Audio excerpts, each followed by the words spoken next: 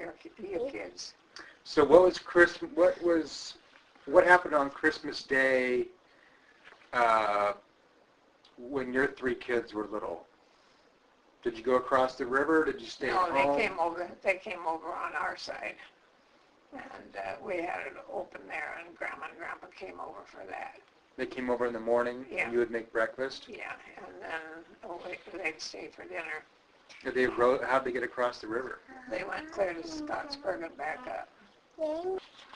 So, on those typical Christmas mornings, how many people would come over?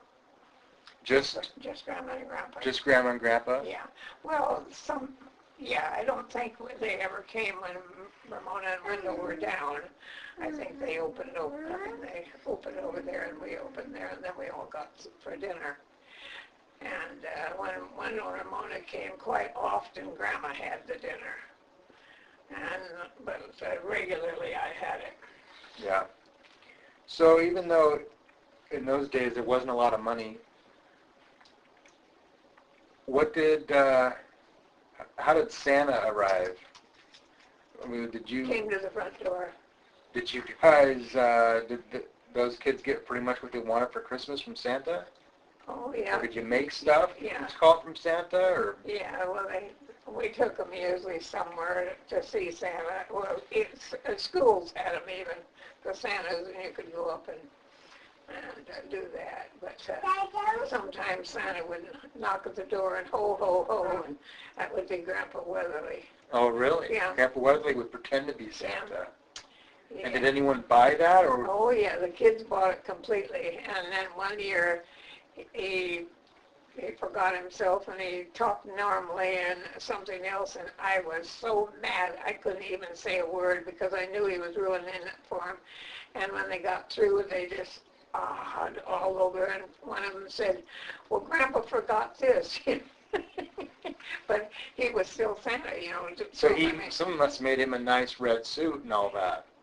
Yeah, he was a skinny man, so did he wear a bunch of stuffing? They had it for the Grange party, and he was head of the Grange, so he'd just bring it home. And did he fill in with the stuffing and have a big white beard and stuff? Yeah, somewhat. Yeah, the beard and the hat all went together.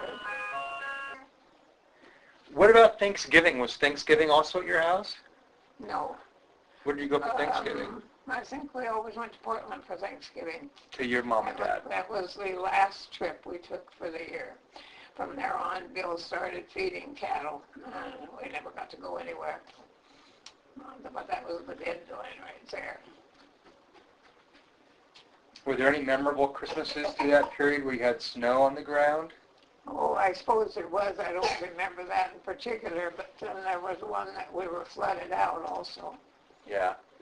They couldn't get over to us. And right after that, we got a local boy that was your dad's age, and he took Sharon over. They put him in a boat. If I'd been up there, I don't think I would have let her go, but they did, and she got over there.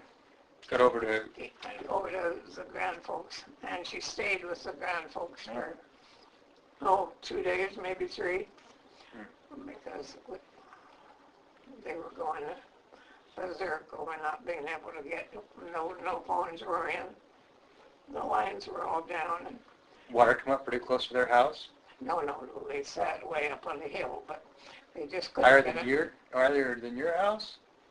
Yeah, I think it was. At least that high. Okay. But the roads were all blocked.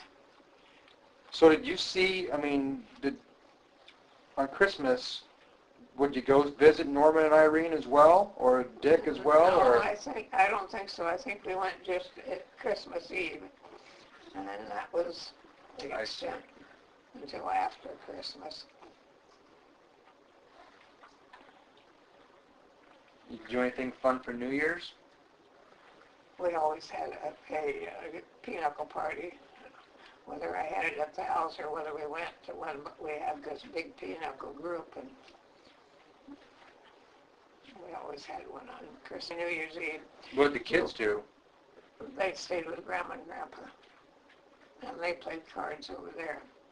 That's where my grandpa played cards. But Julie quite often didn't have a card party, but she had a party.